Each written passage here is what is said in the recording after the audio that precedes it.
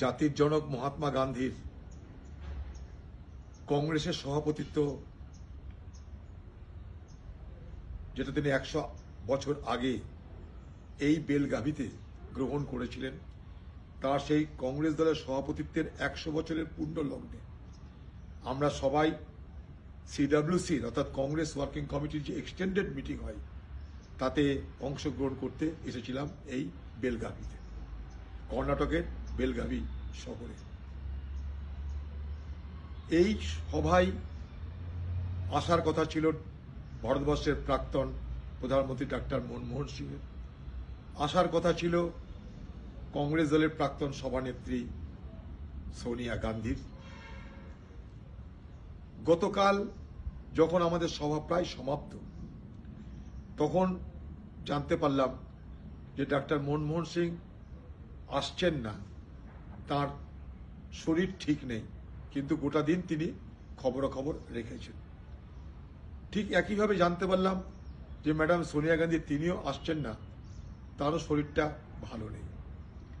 তখনও জানতাম না যে আমাদের সেই সভা সমাপ্তি হবার কিছুক্ষণ পর জানতে পারবো ভারতবর্ষের আরেক বড় দুর্ঘটনার নাম, সেটা ডাক্তার মনমোহন সিংয়ের জীবন অবসান। রাত্রে জানতে পারলাম যে ডাক্তার মনমোহন সিং তিনি আর বেঁচে নেই। এর থেকে বড় মর্মান্তিক খবর আর কিছু হতে পারে না।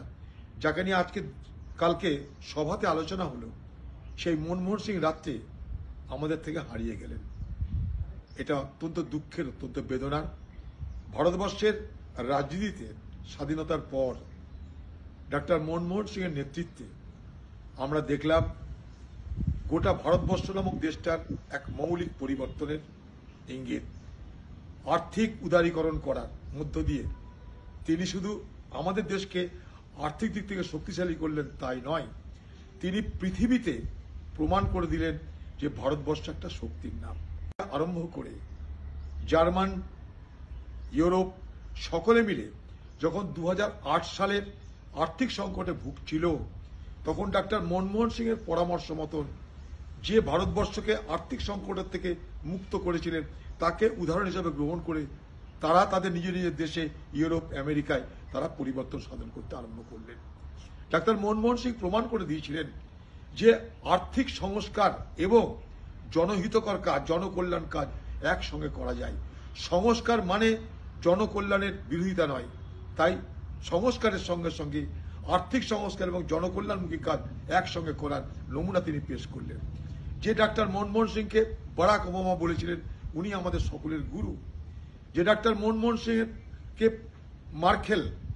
অ্যাঞ্জেলা মার্কেল জার্মানির, তিনি সপ্রশংসায় তাকে মুগ্ধ মানে সপ্রশংসিত করেছিলেন। আজকে সারা পৃথিবীকে তিনি একসময় আর্থিক ক্ষেত্রে নেতৃত্ব দিতে সক্ষম হয়েছিলেন।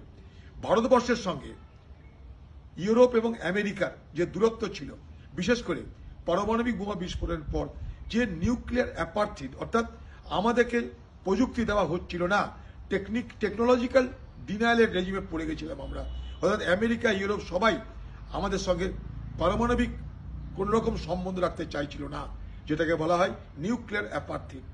ডাক্তার মনমোহন সিং এর নেতৃত্বে হাজারো বিরোধিতা সত্ত্বেও, প্রতিকূলতা সত্ত্বেও ভারত এবং আমেরিকা এই ইন্দো ইউএস নিউক্লিয়ার ডিল সম্পন্ন করেছিলেন। এটা গেলেন অনেক বড় ব্যাপার। আমি ছোট ব্যাপারে আসি। 100 দিনের কাজ ডাক্তার মনমোহন সিং এর নেতৃত্বে। রাইট টু ইনফরমেশন অ্যাক্ট এক যুগান্তকারী আমাদের দেশের আইন। ভারতবর্ষের প্রত্যেকটা মানুষের জানার অধিকার আছে আপনার রাজ্যে, আপনার দেশে কোথায় কি হয় সবকিছু। এটা একটা ঐতিহাসিক বিল তার নেতৃত্বে পাস হয়েছিল। আজকে doctor Manmohan Singh Sachar committee report প্রকাশের পর দেশের সংখ্যালঘুদের জন্য কি করা উচিত তার বিস্তারিত ব্যবস্থা করেছিলেন। তার আমলেই খাদ্যের সুরক্ষা, অর্থাৎ আমার খাদ্যের অধিকার, আইনি অধিকার, কাজের অধিকার, আইনি অধিকার, শিক্ষার অধিকার, আইনি অধিকার, এরকম কত রকমের যে যুগান্তকারী আইন তৈরি হয়েছে তার কোনো হিসাব নেই।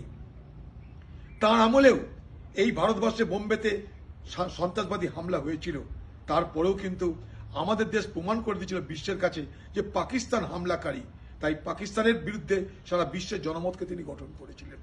এই রকম একজন ব্যক্তি যিনি কথা কম বলতেন, কাজ বেশি করতেন, তিনি একসময় পার্লামেন্টে দাঁড়িয়ে বলেছিলেন যে certain history will be kinder to me against all ods I am facing, history will be kinder to me, অর্থাৎ ইতিহাস আগামী দিনে তার প্রতি সদয় হবে। আজকে কিন্তু সারা ভারতবর্ষ নয়, সারা পৃথিবীতে আজ চর্চা হচ্ছে ডাক্তার মনমোহন সিং এর তার মৃত্যুর পর। এটার মধ্যে তিনি প্রমাণ করে দিলেন যে ইতিহাস তার প্রতি সদয় হয়েছে। একজন ব্যক্তি যার মৃত্যু আজকে ভারতবর্ষে এক অপূরণীয় ক্ষতির জন্ম দিল। এত বড় হৃদয় তার হয় না। তার অধীনে আমি রেলের মন্ত্রী ছিলাম, ছোট মন্ত্রী, রেলের রাজ্যমন্ত্রী। আমার যখন প্রায় টেনিওর শেষ হচ্ছে তখন আমি একবার কলকাতা ভিজিট করতে গেলাম, দেখলাম ইস্ট ওয়েস্ট যে মেট্রো করিডোর, মেট্রো রেল যেটা গঙ্গা নদীর তল দিয়ে যাচ্ছে, ইস্ট ওয়েস্ট করিডোর, সেই যে জায়গাটা যখন আমি পরিদর্শনে গেলাম আমি জানতে পেলাম যে সেখানটায় আর টানেল বোরিং মেশিন টিবিএম আর কাজ করছে না, কারণ যারা কন্ট্রাক্ট নিয়েছিল তাদের টাকার অভাবে তারা কাজ বন্ধ করে দিচ্ছে। আমি সেই অবস্থায় ডাক্তার মনমোহন সিং এর শরণাপন্ন হয়ে তার কাছ থেকে দাবি করে ইস্ট ওয়েস্ট মেট্রো রেলকে আবার যাতে গঙ্গা নদীর তল দিয়ে যাতে বোরিং করে আজকে যে ভাবনা চিন্তা করা হয়েছে দেখছেন আপনারা, জলের তলা দিয়ে টিউব রেল গঙ্গা নদীর তলা দিয়ে, তার জন্য 100 কোটি টাকা আদায় করতে পেরেছিলাম। আমি ডাক্তার মনমোহন সিং এর কাছে আবেদন করে যখন সিআরপিএফ এর ক্যাম্প দিল্লিতে ভেঙে দেওয়ার সিদ্ধান্ত নিয়েছে সরকার, সেটাকে রুখতে পেরেছিলাম। কত রকমের কত ঘটনা রয়েছে আমার এই ডাক্তার মনমোহন সিং এর সঙ্গে। তার অধীনে 10 বছরের পার্লামেন্টে তাকে প্রধানমন্ত্রী দেখেছি, তার সমস্ত কিছু আজ আমার স্মরণে আসছে এবং আমি খুব ব্যথিত হচ্ছি।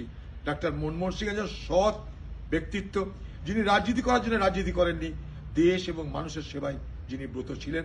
একটা গরিব পরিবারের ছেলে, পাকিস্তানে জন্মেছিলেন গাহ বলে একটা গ্রামে, সেখান থেকে তিনি এই জায়গায় পৌঁছেছিলেন। সারা আন্তর্জাতিক ক্ষেত্রে তিনি তার খ্যাতি অর্জন করেছিলেন। তার মৃত্যুতেও ভগবানের কাছে প্রার্থনা করব তার জন্য স্বর্গবাসী হতে পারে।